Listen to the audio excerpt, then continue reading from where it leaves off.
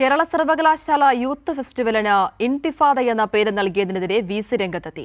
ബാനറുകൾ, പോസ്റ്ററുകൾ എന്നിവയിലും ഈ പേര് ഉപയോഗിക്കരുതെന്നും നിർദ്ദേശമുണ്ട്. ഷീജയുണ്ട് വിശദാംശങ്ങളുമായി. ഷീജ, മറ്റു കാര്യങ്ങൾ.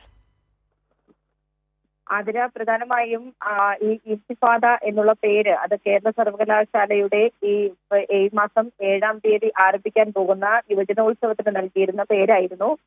ക്ഷമിക്കണം, ആ പേരിനെതിരെയാണ് ഇപ്പോൾ വി.സി ഉത്തരവിറക്കിയിരിക്കുന്നത്. യൂത്ത് ഫെസ്റ്റിവലിന് ഈ പേര് നൽകരുത് എന്നുള്ളതാണ് ഉത്തരവിൽ പറയുന്നത്. അതിനൊപ്പം തന്നെ ബാനറുകളിലും പോസ്റ്ററുകളിലും ഈ പേര് ഉപയോഗിക്കരുതെന്നും ഉത്തരവിൽ വ്യക്തമാക്കുന്നുണ്ട്. നേരത്തെ ABVP ആണ് വൈസ് ചാൻസലർക്കും ഇതിനെതിരെ ഈ ഇൻതിഫാദ എന്ന പേര് ഉപയോഗിക്കുന്നതിനെതിരെ പരാതി നൽകിയത്. പ്രധാനമായും അവർ ആരോപിച്ചിരുന്നത് ഇതൊരു തീവ്രവാദ ബന്ധമുള്ള പേരാണ്.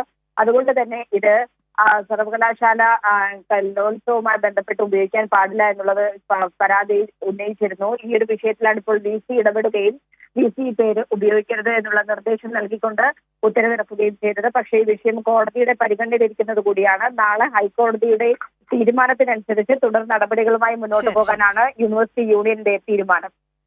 ശരി, ഷീജയാണ് വിശദാംശങ്ങൾ പങ്കുവച്ചത്.